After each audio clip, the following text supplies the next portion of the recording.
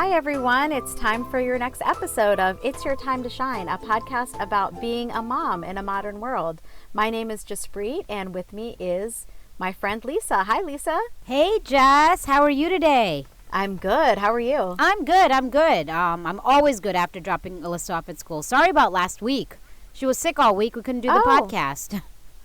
That's totally okay. I understand. How is she feeling now? Much better. I learned very quickly that if she has a cough and runny nose, then that she's going to linger forever. So just send her back to school. And I should have sent her back last week. Really? Yeah, it's one of those things. You know, new mom doesn't know, oh, my God, I don't want all the other kids to get sick. No, stay home. And then I'm like, wait, all the kids are coughing and all of them have a runny nose. It's fine. And the teacher's like, yeah, it's fine. Today she told me. That may be how she got the runny nose and the cough, right? Was that somebody else, a second time or third time mom like me, sent her kids to school and were like, you're fine. Well, I'm going to send her to school next time. Once the fever's gone, she goes to school because it was a long week. So Oh, I can imagine. Yeah, kids get so used to the routine, and moms, I guess. Yes, everyone definitely. gets used to the routine. Oh, kids get used to it too? Yeah, well, moms definitely do. Yeah, that's awesome. Yeah. I think it's so cool when school starts to be the place where kids can get that routine and like have time with their friends and get a little break from everyday life. That's a really good sign, a really good place for a child to be. Oh yeah, definitely. Those kids, they need that separation from their parents. They just do, just to make them, just to give them that independence. So yeah, totally. Teach them those skills. I've been thinking a lot about school and personalities because Reek got into a fight at school last week. No way. What happened? I got the dreaded call, not from the principal actually, but from the nurse, because it happened after school. Uh-huh. And of course, his version of the story was totally different than the other kid's version of the story. And so the assistant principal was like, oh, we have to do some investigation. But what it sounded like happened was there was a boy from elementary school that he knew, and he had called him names a couple times when he was in elementary school. And so Amrik wears a dastad, which is for sick boys and girls. But for little sick boys, it's like a way for them to cover their head. And so he had been calling Amrik since in 4th and 5th grade. He had called him like Papa Smurf a couple times, or like said, I know, and said mean things like no Smurfs playing football. And I never did anything about it. Budham and I had talked to him about it, but we never talked to the administration or the teacher because his friends stuck up for him. And so a couple times it happened. Right. And how was he? When he told me about it, he was like, oh, yeah, that kid is kind of... actually what happened was I usually go on a field trip with them every year. And so I had gone on a field trip, and there's one boy who was in our group, and I noticed Amrik wasn't really talking to him. And I said, like, oh, who is this? And then he told me, this is when I think my kids really take advantage of and feel lucky to speak another language. So because we speak Punjabi as well. Right. He was able to tell me, kind of like in broken Punjabi, because their Punjabi is not the greatest, that like, oh, this kid is kind of mean and he calls me names and he makes fun of my dastad. And so he had told me a little bit. And so on the way home that day, I had asked him like what happened. And he was like, oh, and I said, should I talk to the teacher or talk to the principal? And he was like, no, it's fine. So what had happened in elementary school was he had made comments a couple times. And one day he grabbed the football and when they were making teams, he said like, no Smurfs can play football. And but before Amrik said anything, his friends were like, whatever, come on, Amrik, we'll go play basketball. So like 3 or 4 of them left. And so I was like, oh, they have his back. Like, it was actually really cool. So that had worked out then. So what happened was this boy is friends with like one of Amrik's best friends. I think he lives across the street from him or something. And I don't know what the exchange was. Like maybe they passed each other in the hall, but apparently he was like, oh, fight me, bro, fight me. And Amrik was like, you're stupid if you think I'm going to fight you. And so he grabbed Amrik's arm and wouldn't let go. Oh my God. Yeah, and then Amrik punched him in the chest, and then he punched Amrik back in the groin. Oh my God. Then a teacher saw him, but it was after school, saw both of them and like took them to the principal's office, had them write out their statements because at dismissal time, so many kids are leaving that all the administrators are like with their walkie-talkies out, like in the parking lots and the bus loop and everything, handling that. So no one was there. And then after they wrote their statements, he saw that Amrik was really in pain, so he took him to the nurse. And the nurse was the one who called me. Oh my and so God. I'm like driving the longest 20 minutes of my life, right? I'm like, oh my gosh, right? I can't even imagine that call. I know. I was like really worried. And then I called him on his phone. And we just talked a few weeks ago about how I got him a phone, right? And I was hesitant about that. But we took advantage of it. Actually, Pavneet, I was picking up the girls when I got the call. And so Pavneet called him, and he wouldn't say what happened, but he was like, I'm okay. He was really quiet. You know, he was kind of like crying, like tears, not like sobbing or anything. So anyway, we got there, and right before I got there, I ended up calling one of my friends who is an amazing super mom. She's got 2 boys, but she also is an attorney, and she's like really active in like the civil rights things, just to get like in the right headspace, because I was so nervous and scared, and I was like, okay, I need to like really get it together. And so she's like a straight talker, and so I got on the phone with her, and I was like, Monica, what do I do? You know, this happened. And she was like, okay, don't be a helicopter mom, go in there and like ask the principal to do her due diligence, and you know, that kind of thing. It might go on his record, and it doesn't matter because he's never had anything on his record. And so we went in, I went and talked to the principal. I was very calm. And the one thing that she said was like, oh, I know who the other boy is, but I don't know your son. And that's usually a good thing if the administrators don't know. She was like, but I'm going to have to check the surveillance cameras, talk to both of them, and then see what happens. So the next day she talked to them, and she was like, oh, the stories were a little different. That happens. And she was like, one thing is that he could have walked away. He didn't have to punch him. He could have gotten free and just walked away. And so they both get an in-school suspension. And I was like, okay, that's fine. Okay. Yeah, I wasn't worried about it. I was like, you know what? The kid, knock on wood, he's got A's. Right. And I'm actually kind of glad that he stood up for himself, as opposed to just what if it escalated and he didn't do anything, right? And right. I personally probably sounds like a little bit of a risky thing for a mom to say, that like I was okay with my son throwing a punch, but I felt like the confidence and to be like, no, you're not going to push me around, that was more important. Right. No, I see what you're saying. You know, in that case. Yeah, and also, I mean, all those years of Taekwondo, and he got his black belt. I'm like, I'm like glad that at least he put it to good use. Yeah. Yeah, at least he put some of that to good use. But not to make light of the situation, I just think that bullying can be a really serious situation, and it can go on for years. I agree with that completely, actually. I mean, we have, I don't think there's one set of rules for everything. Like, oh, just walk away. I mean, I get it. In theory, maybe, but I also can see how always walking away could make the bully just continue and not stop his behavior too. So I understand why you would be like, okay, well, I'm glad he did one thing so that he knows I'm not going to be bullied. The bully knows that he's not going to take it. Amrik's not going to take it. Yeah. And it also hopefully will send a little bit of a message that it's, even if you are going to take on this behavior of like bullying people or making fun of them or whatever, it's not going to just go unanswered, right? And so that little bit was important to me. And so I talked to him a little bit.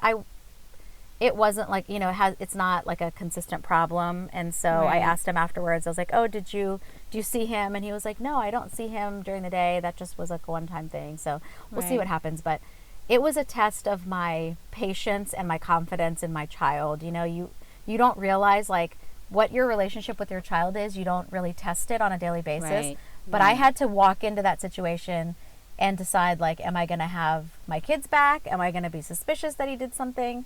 No, I think you handled it perfectly.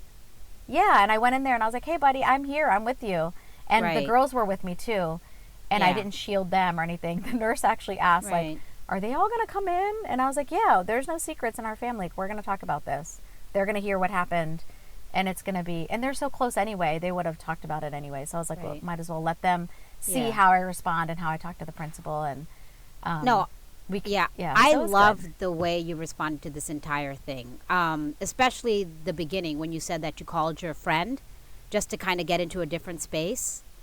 That was like your friend, your lawyer friend, the supermom? Yes. Yeah, that right there, that was very like, it was just very smart to do that, because I think a lot of us would have been like, oh my God, blah, blah, blah. I cannot believe it. You go in there, storm, yell at the principal, yell at your kid. And I actually was just talking to Samir about that yesterday, how I think I'm really good in the middle of a storm and my wisdom comes through, but I'm bad at the beginning. When things are cool and everything's great and all of a sudden there's a storm, I don't make proper decisions. I act on my impulse. So I actually was just telling Samir yesterday, I've got to work on that because I act on my impulse and then I realize. And I think that this is a situation like this can make your child shut down. And if you had just gone in and been like, what's wrong? What's going on? You're going to tell me, blah, blah, blah, and yell at everyone and not really handle it the best of your ability because you know what you can handle, then I do think your kids can shut down. And these small shutdowns, I think, can make that creates that new relationship you have with your child. So it's during these moments you're mostly tested. So what I'm saying is you did awesome. And I'm waiting for that moment for me. I don't know if I'm going to, pass like you, but I always just I always brace myself for that because it's easy to talk. It's easy to talk when I'm calm, everything's fine, it's 70 degrees outside, everything's awesome, yay, Yeah. But when something actually happens, and I know this personally, not my daughter, but like people in my past who I've considered like my children, I think about that, my old cousin, Mike, I don't want to talk about her specifically, but I do always try to remember what is it that I did wrong in any situation just because it's a chance and opportunity for me to grow. So I always think about this one cousin I had, whom I was very close to at one point, and the moment I think she might have shut down because I didn't respond in the way that I think I should have. And I just think about that. I don't dwell on it, but I think about how I want to learn from that and not apply it to my own daughter. Because I know the exact moment that my cousin shut down, right? And everything just kind of, then that becomes kind of the new reality of your relationship. So, Yes. so. Yeah, totally. And I think you hit the nail on the head. If we have these negative situations, maybe negative is too strong a word. We have these situations that are not ideal. Right. And sometimes we can't control them. So we should at least learn from them. Yeah, well, you have nothing to learn from this situation because you did well. Yeah, thank you. Well, no, there's always more things to learn, right, in terms of conversation and how to ask. And I have been hearing for years that teenagers don't talk at the dinner table. And, we do this like dinner question when we have dinner, which is less and less, actually. Less and less do we sit at the table all together as a family and have dinner. But when we do, our kids love picking dinner questions. And so for years, I love that. Yeah, for years I would write them on a piece of paper and let them pick. Yeah. And then you came to visit last summer and you brought a thing of dinner questions. So now the kids will be like, tell me when to stop. Last night Amrik was like, tell me when to stop, Mama. And he like fans through them and he'll pick a question. But I remember many years ago, like probably 3 or 4 years ago, someone who had teenagers said the dinner questions will go out the window when they're teenagers, and you have to figure out the right questions to ask to get them to talk. And so I've been thinking about that since this incident. What kind of questions do you ask your child to get them to tell you about a bully or tell you about something negative? Because when you ask the question, how was your day? The answer is just either good or bad. Fine, right? Or whatever, right. Or fine, right. It's not that open-ended, the open-ended answers. So, and you, not to go too personal into it if you don't want to talk about it, but you had experiences with a bully. And I know growing up, like my parents didn't know how to ask us. So like, what was your experience? Were your parents able to bridge that gap and talk about it with you? I can answer that in a second. I always think about how my parents, they kind of knew, but they never wanted to talk to me about it. And I think for them, and I don't blame them at all, they just didn't know how. They just didn't know where to start. They themselves were struggling in Germany.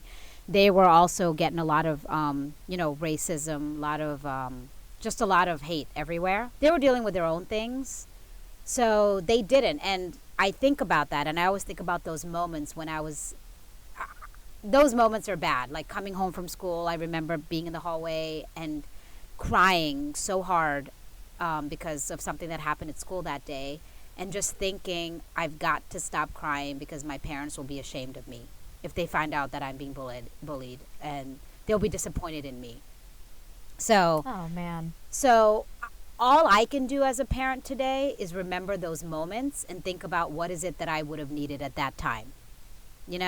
Right. So in that case, I did go home. I looked a little sad. My parents knew it, but they didn't ask. I right or wrong, if Alyssa came home with that in that same state of mind, I don't know what I would do, but I do know that I would not do nothing. You know? So because I don't want to sit here and say I would ask this and this would be perfect and then she would answer and everything will be fine. No. I don't know, but I do know that I want to be cognizant of that as a parent, because I know that feeling. And I do feel very passionately about bullying, obviously, because of my personal past, and in general, obviously, because it can affect a child the rest of their lives. So we need to definitely be cognizant as parents. Of course. And it can affect anyone, not just a child. I think that's what I'm seeing is like a lot of social behaviors turn into bullying in some way, shape, or form. Right. And then you become a bully. I became a bully. Totally. Yes. Right? So that's kind of, I was bullied, and then when I came to America and I was a little more accepted, the first chance I got to knock someone else down, I did. I know that today. I'm ashamed of that. But I see the process, how it happened, why it happened, Oh wow, I've never heard you say that, so that I'm kind of surprised to hear that. You knew that I kind of like did a few things in high school, like kind of mean stuff to some of the people there. I won't get into the stories, but I wasn't. I get it today. I wanted validation. People were laughing. I got accepted, and that meant more to me than that girl's feelings. Yeah. So I knew you were a prankster. I guess I hadn't heard you use the word bullying. That's kind of interesting. And no judgment, obviously, from me or for anyone. Bully might be strong. Maybe it was more prankster, but it was still bully in its own way. And I think that it's only because I'm more honest with myself as an adult versus when I was in my 20s, Mm-hmm. So now thinking about it, that was bully. I mean, making some girl think some guy likes her and fake notes to her and laughing at her behind her back, that's bullying. It is. I mean, I can say prankster to me, but it's bullying. So I did it too. I didn't do it in that way, like I'm pushing someone around. I was too small to do that. But No, I'm glad you mentioned it, because that's a great reminder that some of the things that girls, I'm sure boys do it too. My daughter is 13, and I see some of the behavior that some of the other girls do with texting or like grabbing someone else's phone and sending texts and stuff. I tell her like some of this social behavior is pushy. And like no one should be pushy about anything, and that is like one step away from bullying. So whatever conversations we can have with our kids, I think we should keep the lines of communication open. And definitely, I look back, I know that you felt that your parents couldn't handle the conversation, and they probably couldn't have, because our parents were Punjabi. They had their own immigrant experience they were trying to get over, which was like more centered around having a house and making money and making ends meet and learning English and all these other things, right? And we luckily don't have those specific obstacles. We have probably different obstacles that we have to overcome. But I look back and I think like, oh, how would they have handled it? And then also, how do other parents who don't have the means or the ability to like go in there? Because one thing that makes it a little bit easier. Not only did I call my friend to get into that headspace, and I appreciate you saying all those positive things. I did it because I knew that if I didn't stop, I was going to start to spiral, because I was so scared, because you have like, oh, your baby getting beat up, your mind goes crazy. And I had that spiral. But then when I walked in there, I wasn't scared. I wasn't like, oh, is the principal going to yell at me? Will they call the police? Like, will the authorities be involved? Because I have enough of an education and a foundation and awareness of my rights to go in there. And even the language, right? I can go in there and talk to them and say what happened, and like, no, you're not going to just expel like, what if they had said, oh, we're going to expel your son? Well, I would have been like, no, that's not right, and I would have talked them through like the reasons that they wouldn't have been able to do that. But I'm sure some parents, especially those that are immigrants, don't feel that like they can do that. And so, the big part of the community service that we can do, and my friend's a lawyer, and I know it's Samir, your husband being a lawyer, people do sometimes seek out help and guidance. And so I feel like that's another like type of form of seva or form of service that we can do, is like have the conversation so people know what their rights are and know like where the school's responsibility starts and ends, and parents' responsibility and things like that. No, you're right. And then imagine us in a different country too. We won't be as strong. We won't be able to back up whatever it is that we're saying, because it's just a foreign country, foreign language. So totally, just having the confidence, right, to have that. And that, I guess, in the end, that's a form of privilege that I forget about sometimes. Especially for us in Germany. I mean, America is one step away. Germany was 2 steps. I mean, now we have German to deal with and Germans to deal with, So. Yeah, absolutely. Yeah, the German culture can be a little less like, let's talk it out, right? They're not as open to. Yeah, I don't even know. I just know that the kids were really mean in Germany. Yeah. So they were really, but I'm fine. I mean, I am who I am as a result, Hey, yeah, I want to ask though, is Imric scared of him, or is he cool? He's like, what? I'm going to school and I'm fine. How is he now? He's been fine. He's been like, I'm going to school and I'm fine. And we had that little talk like, oh, do you feel fine, walking to school and walking home? He's like, yeah, it's fine. And I was like, all right, cool. So maybe there was a confidence booster for him too. It was, to be like, hey, you're not going to push me around. And I love that. He's a small guy, right? Like, I haven't given my children the best genes. And so he's like a smaller kid. Right now, we call him like skinny, but later in life, we'll probably be like he's the one that doesn't get fat as easily, So he's got a good physique. He's got a great metabolism, right? He does. He really has a good metabolism, and he's active and stuff too. So yeah, things have been good. I think. Thanks for asking that. I'm gonna keep the lines of communication open with him, and I'm starting to realize that although my party of 5 is always usually together, and I usually have all the kids together. I need to do more one-on-one time with them, so I can ask them some of those probing questions and find out more about what's really happening. I guess that can happen, once you because I always think about my life right now, just Alyssa. So I was like, all right, I always gonna have one-on-one time with her. But yeah, once you have 2-3 kids, then you have to split that. I don't think about that.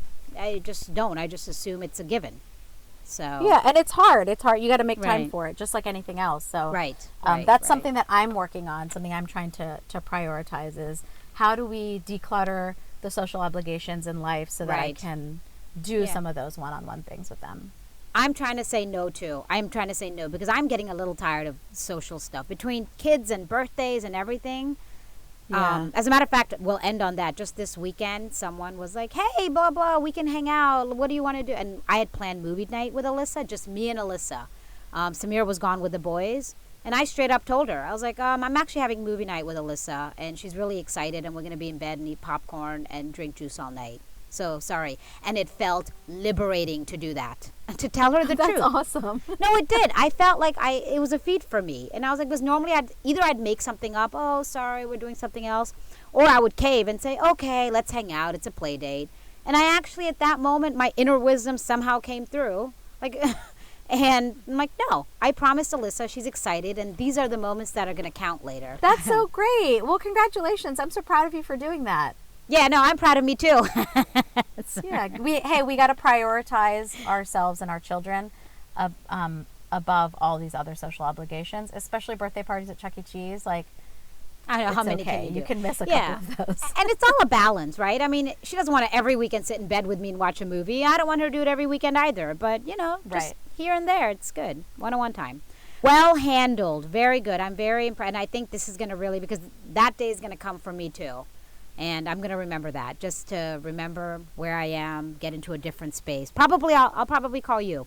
That would be awesome. I would be honored, and I will always take the call. You know that. Maybe next week we can talk about some of the techniques and tools we can give our children to help them in bullying prevention and also, being a bully. That's a great idea. I think we should absolutely do that. Well, thank you so much. Always a pleasure. And thank you for listening to It's Your Time to Shine, and we'll talk to you all soon. Thanks, Lisa. Thanks, Jess. Bye.